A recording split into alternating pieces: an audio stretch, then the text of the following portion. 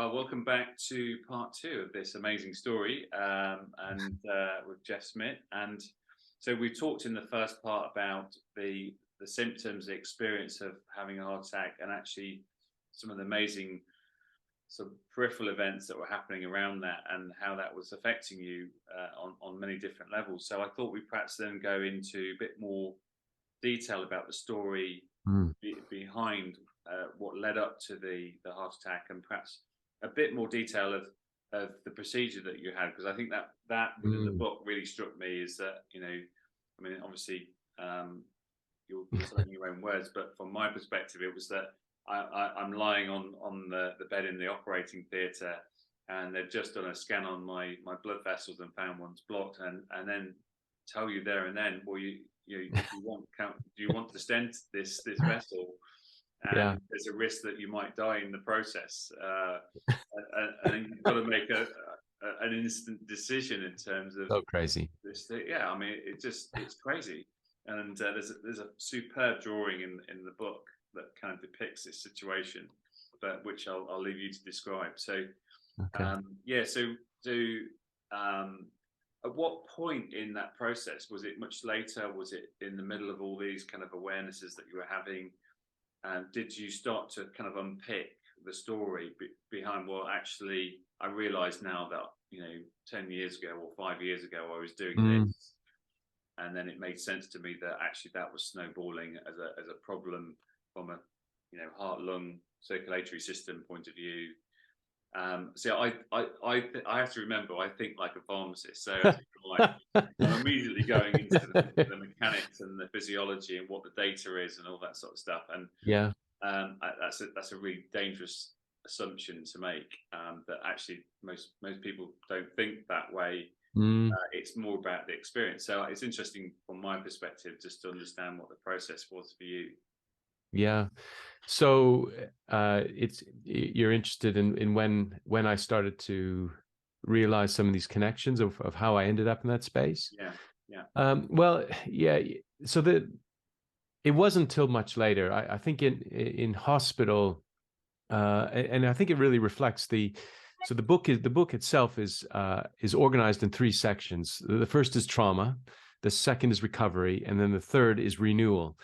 And I think when you're in that trauma stage, it's all new to you, and uh, I think it's only when you start to do a bit of research and talking to people and understanding what's happened that you start to realize how you ended up in that space.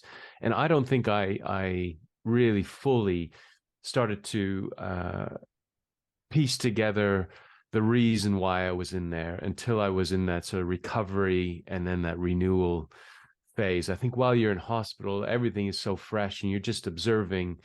I was observing humanity around me and just making these observations. It wasn't so much of how did I end up here. There might have been little thoughts creeping in there, but it was uh, it was more just observing the people around you. I think it was after in taking that time to recover and my body healing and getting better and some reading I had done and some conversations that you really start to realize what probably has led to this. And even now, I'm still starting putting together. And the thing I'm starting to realize is everything is so much more connected than I had ever sort of expected. If we talk about sugar, for example, uh, as a little kid, I loved sweets, as all kids do.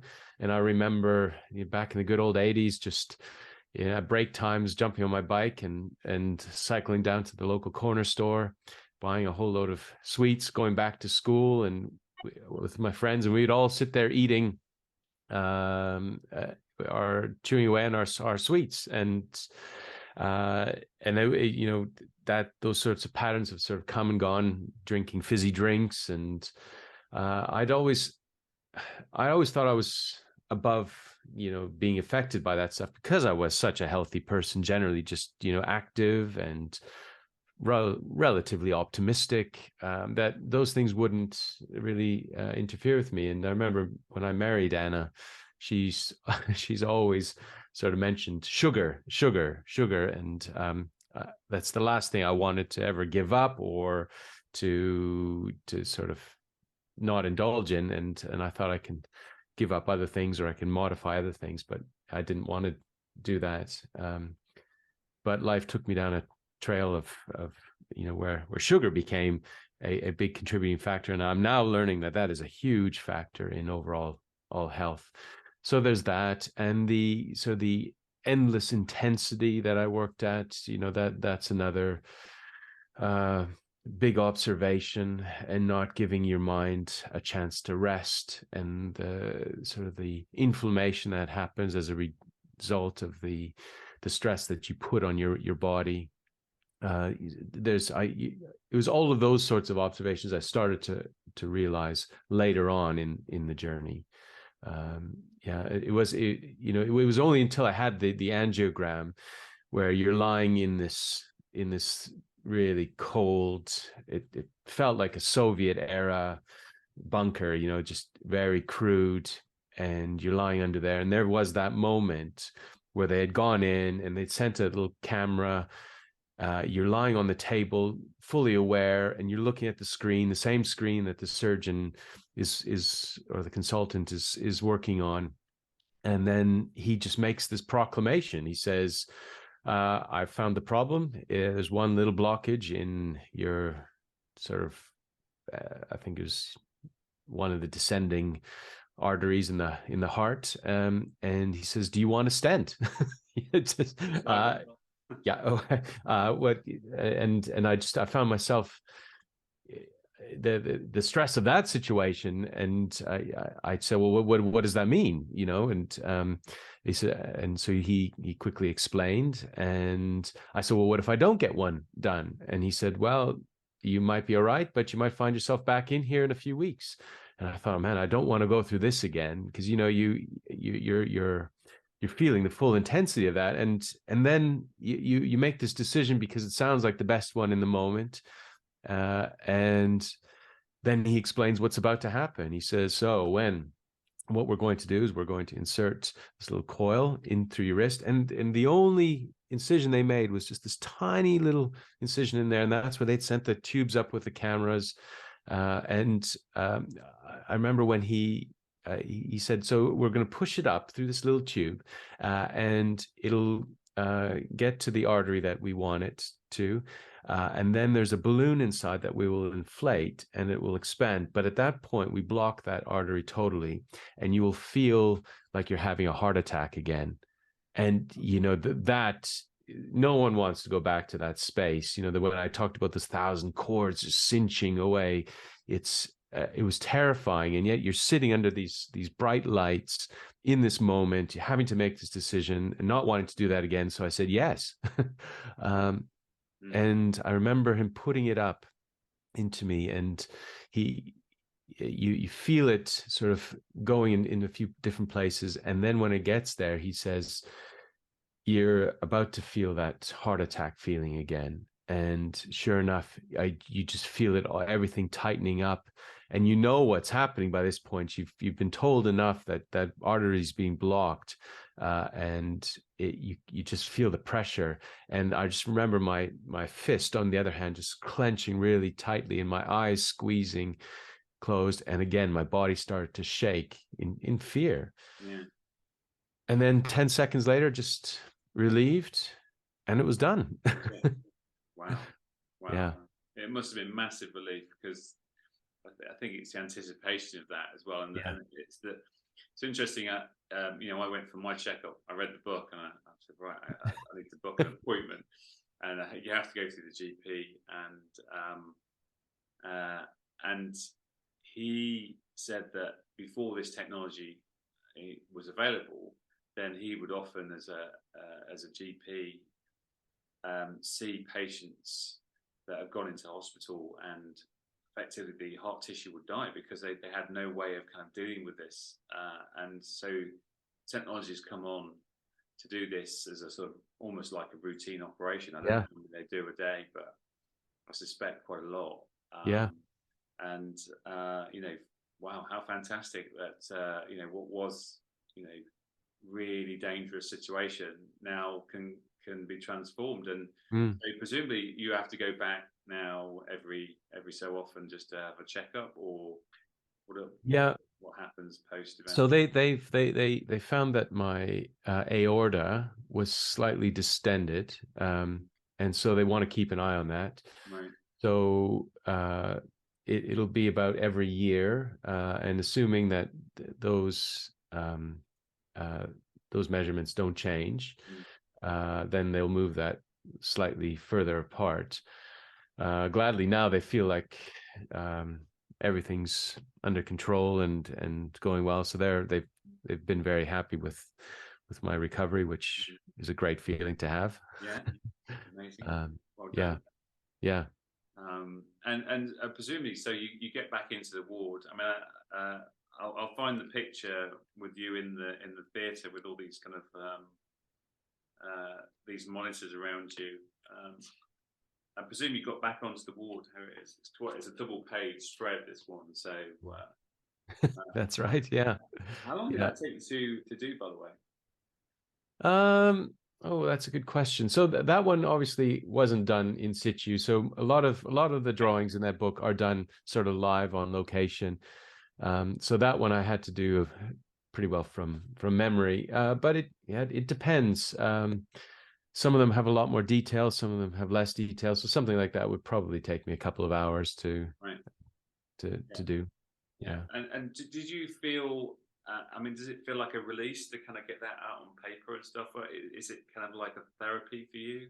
Absolutely. And you process, as I was saying earlier, there's as you're doing this, you process. It's the same old. It's like when you, well, maybe it's not for you, but some of my best ideas come when I'm in the shower. And there's this thing about you have ideas in your head. So I'm thinking about projects, or if I'm doing an assembly at school, I will, that seed will be in there somewhere, and it's only when you get into the space of of an automatic rhythm that those thoughts sort of unfold, and they grow, and that's what happens when I'm drawing. My kids talk about me going into my emo space. Dad's going all emo again because I almost get tunnel visioned, and I love to think that I can go join people in social situations and draw and carry on gay old conversations, and it's a marvelous happy times. But I find myself getting drawn in, and I get so deep in thought. But I think that's such a healthy space to be in, because in this busy world that we live in, our minds don't have that chance to go to rest and just allowed to run free. Yeah, there's a few thoughts kind of coming in when you're talking like that. And I mean, we talked earlier on in the first segment, which was about health is a story, not a symptom. And actually, my philosophy is very much about what's the story behind the problems that you're having, because there's always one or two or three, whatever. And actually, if you a GP once said to me is that for people that come back to him with Achilles heel problems with their muscles in the legs, or a tear in the Achilles tendon. He said that often what has happened is a disconnect between the brain and the sense and the nerve endings in the foot, and so I mean that's almost continual. And if that disconnects, then the injury is likely to happen again because there's a disconnect there. And I wonder, with the drawing and the colours, that somehow you're able to connect to things that perhaps you rush or brush over quickly in life. And I'm as guilty as that as anybody. You've got to get out in the morning, you've got to get to work. There's a million other things that you've got to think about, and everything kind of speeds up. Yeah. And actually, I spend 7 or 8 hours on the computer every day, and somebody said to me, oh, well, actually, the human body was not designed to work at the speed of a computer. No.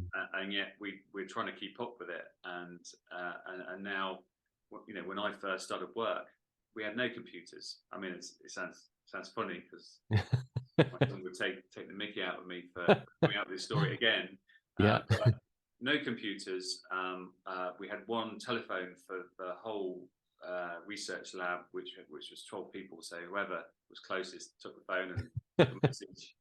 Yeah. No mobile phones hadn't been invented at that point. Yeah. And we wrote all our experiments using ink in a notebook. And I thought, yeah, that's really interesting, isn't it? How, like, now I've got 5 or 6 routes in terms of communication. I've got text, I've got WhatsApp, I've got email, I've got all sorts of different programs running that send me messages, and it gets overloading. And actually, we do have to take a step back and switch off and slow down. And this overload that our sympathetic nervous system has got, constantly running and running and running. Actually, the parasympathetic system, which is much more the kind of unconscious nervous system that balances that drive flight mode out with this more calm, rhythmic programming of organs in the body. So all the organs are relying on the parasympathetic, including the heart. And so this imbalance, you know, got too much sympathetic, not enough parasympathetic. And because we're dealing with a whole set of problems that, you know, when I started work 35 years ago, these weren't a problem. I didn't have to worry about mobiles and calls and responding back to emails, and I can't remember having that constant overload.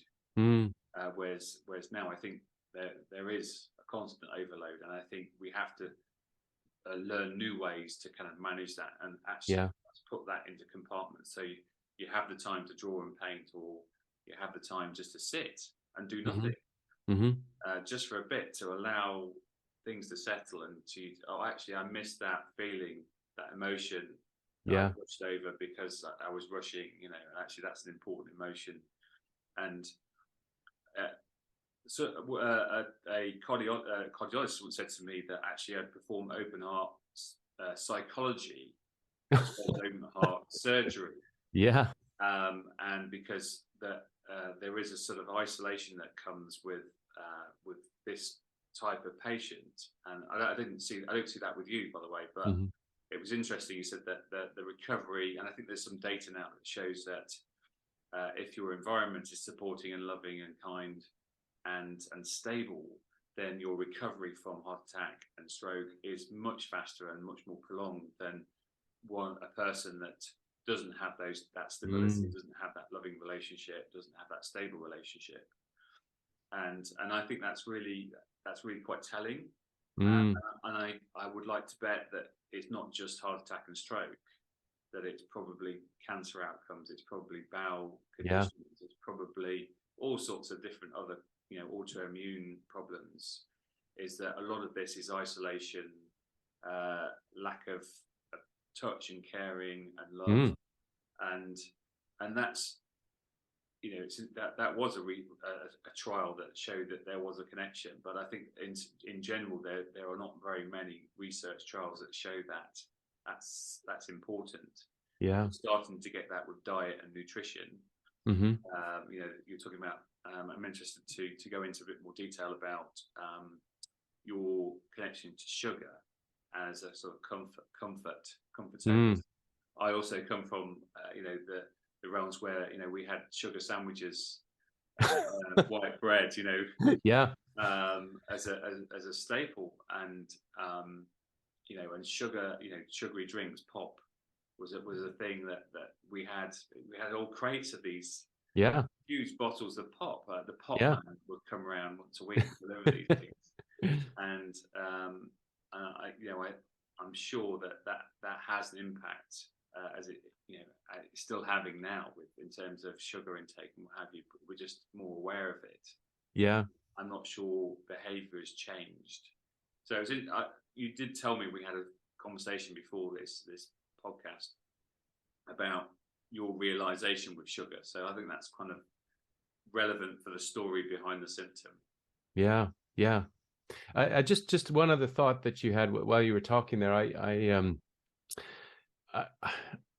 I remember having it's just on the line of just taking time out to just to do little tasks, even, or just to enjoy something, which years ago I was quite involved in a big church, and we were doing a huge conference. So we were building this huge stage, and sort of I had this idea, this creative idea that I wanted, and we only had the day to get this built. We had a whole team of people working, and there was one guy who was an electrician, and we needed to do this whole electrical circuitry bit. He's the only guy that could do that, and we were working hard, and I was in my usual intensity mode. And then it was lunchtime, and he was sitting at the back of this theater and just eating his lunch, having this leisurely conversation with the guy next to him. And I down deep, I was getting so frustrated because we were all working our socks off and pushing. We needed to get this done. At least in my mind, we had to get this done. And I couldn't bear it anymore. So I walked to the back, and as controlled as I could be, I just said, "Hey, look, we really need to get going. We need your help on there. We only have today." And this real intensity pushing at him. And he says, "Jeff, I need to stop and eat lunch. If I don't get food in me and have this downtime, I'm as useless as a tit on a bowl." And that was his phrase. And there's nothing you can say in that moment. And it was something I hadn't sort of taken into consideration, that someone might need a rest like this. Superheroes don't take breaks. But that moment has always stepped by me, because he continued to sit back there for another half hour and continued to chat to this guy leisurely, just having a great old time. And looking back now, what everyone should have done was exactly what he did. But it's that living at that intensity and not taking breaks and not giving your body that sort of that downtime. It's really dangerous. Yeah. So you recognize that in yourself, and yeah. Do you think you've changed the way your work is organized now because of it? I'm more gracious now. I think it's hard to. There's can a tiger ever change its stripes? This is an age-old question. And I think those impulses and desires are always there. But I think the difference is now, having had this traumatic experience, I realize that there's going to be an impact on my decisions. And so I need to very consciously step back from things and not push through with working straight through the evening, and but just taking time just to chill out with my wife, and or hang out with the kids and do a creative project with them, and being able to say, well, if this doesn't get done, it doesn't get done. And I'm consciously having to make decisions for that. But and one of the other things I'm really consciously making time for every week is walks outside in the natural world. I saw this, or I heard this amazing study that was done, and they were tracking people, and this was in the UK. They were tracking people wherever they were. So this was hundreds of thousands of people they had set up on the system, and they would ping them at any one time, and they had a sort of a geo-tracking thing, and they would ask them to report on joy and on how they were feeling joyful. And what they found was people were feeling most joyful, when they looked at the graph of where people were when they were outdoors in the natural world. And it was quite striking that was where people felt the most joy. And I feel it. Sometimes it's like this morning, I was out for a walk. It was pouring with rain, and that's the last thing you want to do when you hear that banging on the window. But I went outside, and by the end of it, I was just yeah, I felt refreshed fully. I was dripping wet, but loving the fact that I was out there and just once again, just feeling the sense of being out in the natural world and those natural rhythms and the sounds. There's just something so amazing. And that in a sense is making those conscious choices to step away from the busyness of life and just going and enjoying. Yeah, I get it. I get it. For me, it's the sea. You get me in the ocean, and it's just something magical happens. I don't know Yeah. what it is. Doesn't matter how. I used to hate the cold, but now I actually love it. So we've been doing some cold water swimming, Oh, and it's taken a while just to get used to it. But now I mean, obviously it's still a bit of a shock when you go in, but yeah. that's never going to change. But the way it wakes your body up is quite Mm, profound. And yeah. I could be completely in my head before I go into the water, and yet literally within 30 seconds, I'm out of my head and enjoying the sensation. And I also we became really aware of this. We were in Guernsey for half term, and there's this like an ocean pool, just a rock pool that's been made by the council, and the importance of actually focusing on a horizon that's beyond your computer. It Mm, sounds silly, but actually, it does something to you. It gives you a sense of freedom. It gives you a sense of hope. yeah. It gives you a sense of connected to something that's bigger than yourself. And again, that's not a scientifically proven concept, but I'm sure the fact that this is great. Computers are great, and we can have these conversations like we couldn't have had 35 Yeah. years ago when I started Yeah. working, and that's facilitated so many amazing things. But it's 2 feet away from you uh, versus a horizon, something Yeah. that's open and has colours that are natural. So I think that's really really important, and never underestimate the impact that can have Mm, on your health, particularly if you yeah. do it consistently. So it sounds like are you walking every day or? Not quite every day, but as often as I can get out. Yeah. But every week I'll do at least two significant, hour plus long walks, just very intentionally. And there may be others along the way, but Yeah. at least twice a week getting out for some really good walks. And I think those people that have dogs, they're forced to get out Yeah, to yeah, it's a do great that, which thing, isn't is, it? yeah, It's a yeah. great thing. And before we kind of move on to part three, just that I was really fascinated. We had a telephone conversation about your realization about sugar, Mm, and I said to you, "Well, have you given it up?" And as a pharmacist, I know the impact that sugar has. Repeated intake of large amounts of sugar, some of these sugary drinks, the pops will have 10, 20, 30 grams of sugar in. yeah, So that's a lot of 30 teaspoons of sugar. If you're taking that, yeah. you'll know about it, and the impact that has on insulin response. So we call it insulin resistance, where it just gets Mm, less and less effective, and the way that then starts to back up in terms of what we call metabolic disease.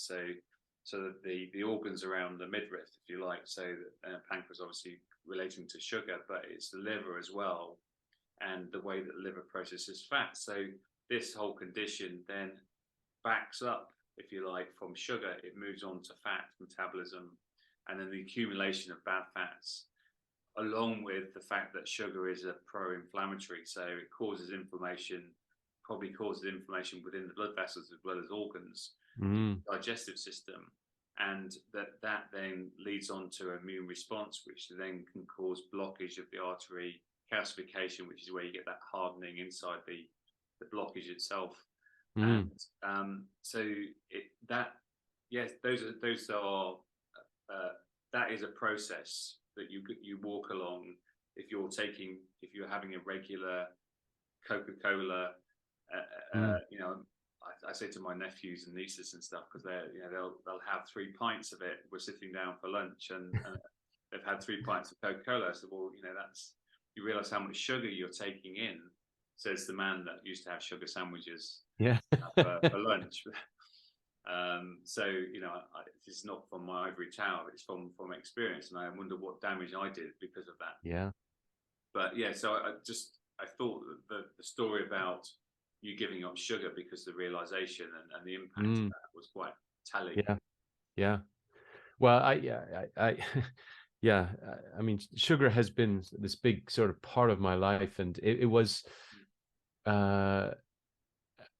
you were talking about all these just then you were talking about sort of how sugar can affect different parts of the body, and before the heart attack, I was finding I was having gut issues, and going to see the doctor, and I'd seen the doctors for probably two plus years, really trying to figure out what was happening in my system. And I had endoscopies, colonoscopies, endless sort of tests, and they didn't find anything significant in there. And yet I knew I had this sort of these gut issues, and just now I'm seeing how all of this stuff is connected. But I remember reading this article this past summer, and I think it was by the British Heart Foundation, and it was all about diabetes and how diabetes is connected to heart issues. And then they went on to talk about sugar, and then how sugar damages the lining of the blood vessels. And I've got diabetes in my family, and having had a heart attack, I just suddenly had this moment of fear, just thinking, maybe my wife is right. Maybe sugar has to do with a lot of these issues. And so it was pretty well overnight, I just cut it out. And I thought it would be a lot harder than that. I know other people that have cut out sugar, and they've had headaches and these endless cravings. And I think the realization of how damaging sugar can be just suddenly woke me up, and I couldn't go near it. And so I pretty well cut it out cold turkey overnight. And now I'm in that place where occasionally, so last night I was out for a meal, and we were given an eaten mess pudding at the end. And so I had a little bit of that, but I feel I'm in a place now that it's very occasional I have that, and it's a real sort of joy and a treat, rather than sitting in the car on my way home because I'm so famished and I've eaten so terribly all day that I'm just eating full packets of sweets. It's and I was having problems with my teeth as well. The dental visits were going up. All of this stuff, as you say, is so connected now. I can see that. Definitely. It's really fascinating, and the fact that because you'd made the emotional link, understood that how it trailed back to probably childhood, that somehow the physiological impact of stopping wasn't profound. It wasn't debilitating. That somehow your body was ready for that kind of change. Yeah, and it's like this kind of dial that you have to sort of flip it back into a healthy state, and if you do it consistently enough, it'll stay in that healthy state rather than pinging back to was a sort of an imbalance.